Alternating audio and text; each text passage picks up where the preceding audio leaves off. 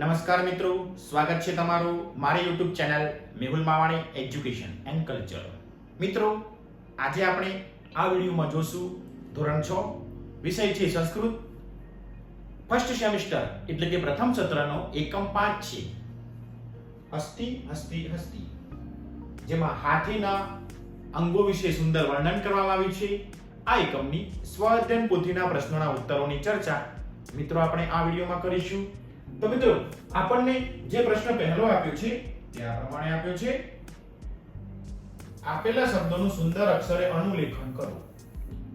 મિત્રો, અહીં આપણને 12 શબ્દો આપેલા છે. આપણે આ 12 શબ્દોનું સુંદર અક્ષરે અનુલેખન કરતું જવાનું છે. પહેલો શબ્દ છે હસ્તી, ત્યારબાદ છે સૃષ્ટિ,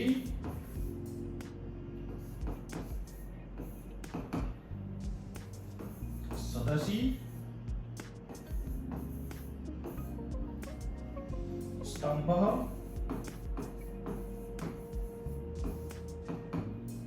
શુપઃ, દંતઃ એટલે દાંત. મિત્રો, આ રીતે આપણે લેખન કાર્ય કરતા જઈશું. સન્નિભ,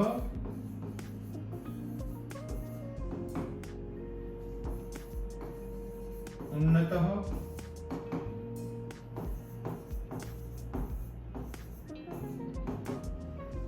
શર્ષપઃ, ત્યાર પછી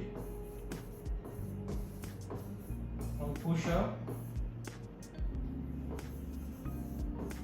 વિતઃ, ભાંડાકાર. તો મિત્રો, આ રીતે આપણે આપેલા શબ્દો લખીશું. અંદર જોઈ સારા અક્ષરે ભૂલ કર્યા વગર આપણે આ તમામ શબ્દોનું મિત્રો અનુલેખન કરીશું. પ્રશ્ન નંબર 1 ખૂબ જ સરળ છે. શબ્દોને વાંચતા પણ જઈશું જેથી આપણો બોલવામાં વાંચવામાં મહાવરો થતો રહે. હવે આગળ જોઈએ. પ્રશ્ન બીજો મિત્રો આપણને આ રીતના આપેલો છે: તમારા માતા-પિતા કે ભાઈ-બહેન આ કાવ્યમાંથી જે 5 સંસ્કૃત શબ્દો બોલે તે તમારે અહીં લખવાના છે. મિત્રો, યાદ રાખીશું, અહીં જે પ્રશ્ન આપ્યો છે તેની આપણને ખાસ સૂચના આપી છે. તમારા માતા-પિતા જે શબ્દો બોલે અથવા ભાઈ-બહેન તમારા ઘરે આ કાવ્યમાંથી જે 5 શબ્દો બોલશે તે તમારે સંસ્કૃતમાં લખવાના છે. ફરજિયાત દબાવી દઉં. આ પ્રશ્નનો ઉત્તર તમારે ઘરે લખવાનો છે. તમારા મમ્મી પપ્પા કે મોટા ભાઈ બહેન આગળ તે કવિતામાંથી કોઈ પણ 5 શબ્દ બોલશે અને તમારે તે 5 શબ્દો અહીં લખવાના છે. તો મિત્રો, અહીં જે આપણે અત્યારે ઉત્તર નોંધી રહ્યા છીએ તે માત્ર નમૂના રૂપ છે. તમારે તમારા ઘરે તમારા મમ્મી પપ્પા કે ભાઈ બહેનને તમારું પાઠ્યપુસ્તક આપજો, કાવ્ય નંબર 5 ખોલીને આપજો. તેમાંથી તે 5 શબ્દ બોલશે તે તમારે અહીં લખવાના છે. તો જોઈએ ઉત્તર મિત્રો. પહેલો શબ્દ તો આપણે આપણા કાવ્યનો જ લખશું, હસ્તી. ત્યાર પછીનો શબ્દ છે ગરમ, ત્યાર પછીનો શબ્દ છે સુંડા. આ મિત્રો 2 શબ્દ રહ્યા. ત્યાર પછી આપણે શર્ષપઃ શબ્દ લખી શકીશું અને મિત્રો એક શબ્દ આપણે લખીશું ભીતઃ, અંકુશ માત્રનો ભીતઃ. આ રીતે અહીં 5 અલગ અલગ શબ્દો લખ્યા છે. એમ તમે પણ તમારા ભાઈ બહેન કે મમ્મી પપ્પા જે શબ્દો બોલે તે તમારે અહીં નોંધવાના છે. હવે આગળ જોઈએ. પ્રશ્ન નંબર 3.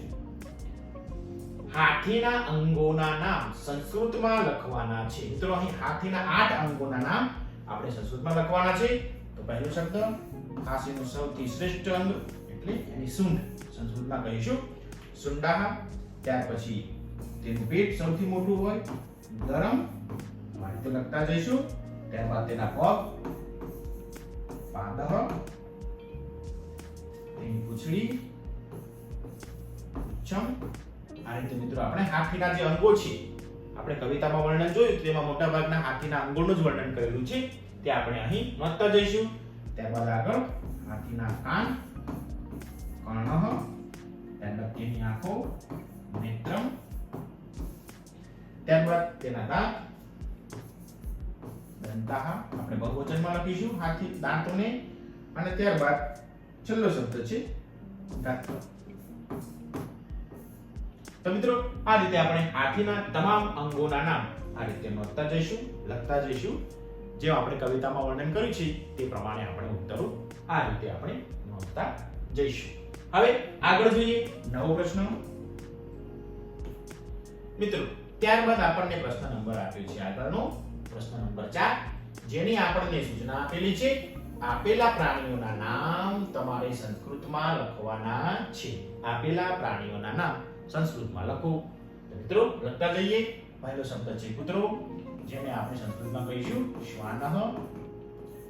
મિત્રો ક્યાંક કુક્કુરઃ શબ્દ પર લખેલો હોય છે, પરંતુ મોટે ભાગે આપણે શ્વાનઃ શબ્દને વધારે પસંદ કરીએ છીએ, તો આપણે ઉત્તર લખીશું શ્વાનઃ. ત્યારબાદ છે બિલાડી, જેને આપણે સંસ્કૃતમાં કહીશું માર્જારી. યાદ રાખતા જઈશું મિત્રો. ત્યારબાદ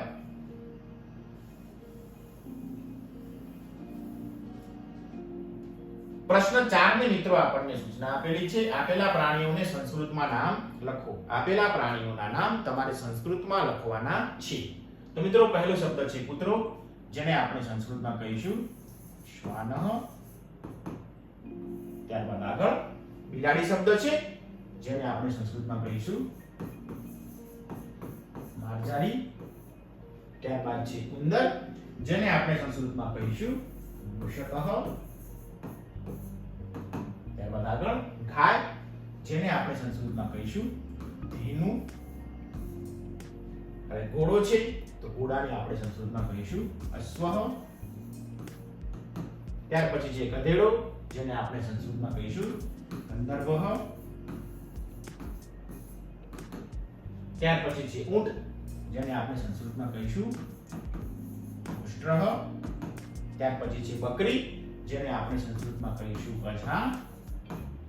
ત્યારબાદ શબ્દ છે સિંહ, જેને આપણે સંસ્કૃતમાં કહીશું સિંહઃ.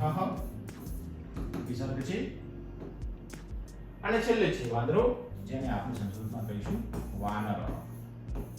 તો આ રીતે 10 જે પ્રાણીઓ આપ્યા છે તેને આપણે સંસ્કૃતમાં નોંધ્યા. ફરીથી કૂતરો એટલે શ્વાનઃ, બિલાડી એટલે માર્જારી, ઉંદર એટલે મૂષકઃ, ગાય એટલે ધેનુ, ઘોડો એટલે અશ્વઃ, ગધેડો એટલે ગંધર્વઃ, ઊંટ એટલે ઉષ્ટ્રઃ, બકરી એટલે અજા, સિંહ એટલે સિંહઃ અને વાંદરો એટલે વાનરઃ. આ રીતે આપણે 10 શબ્દોને પ્રાણીઓને સંસ્કૃતમાં શું કહેવાય તેના નામ આપણે નોંધ્યા.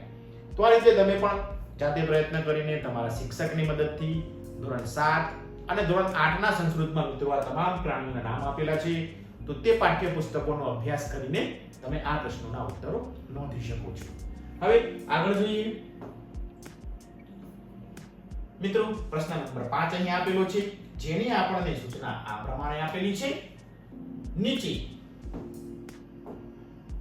કવિતાના અમુક શબ્દો ખૂટે છે. યોગ્ય શબ્દ વડે ખાલી જગ્યા પૂરી કાવ્ય પંક્તિ પૂર્ણ કરો. મિત્રો અહીં કવિતાની 5 પંક્તિ આપેલી છે, પણ એમાં ખાલી જગ્યામાં શબ્દો નોંધેલા નથી. આપણે જે શબ્દો રહી ગયા છે તે શબ્દો નોંધતા જવાનું છે. તો જોઈએ ઉત્તર.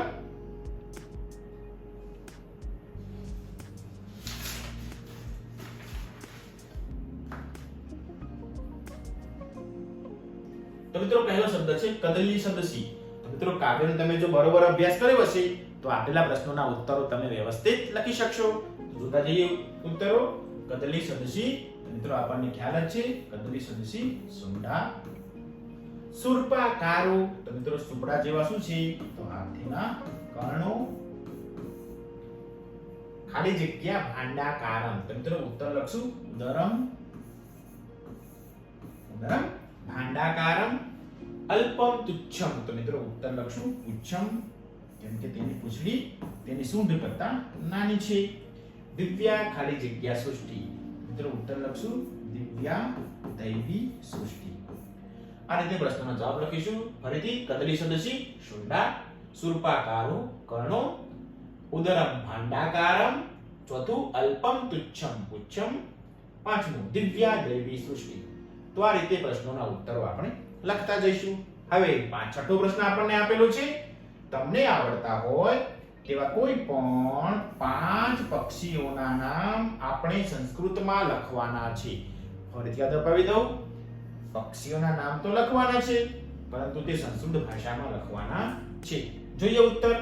તો મિત્રો અહીં જે ઉત્તર છે તે આપણે નમૂના રૂપ લખીએ છીએ.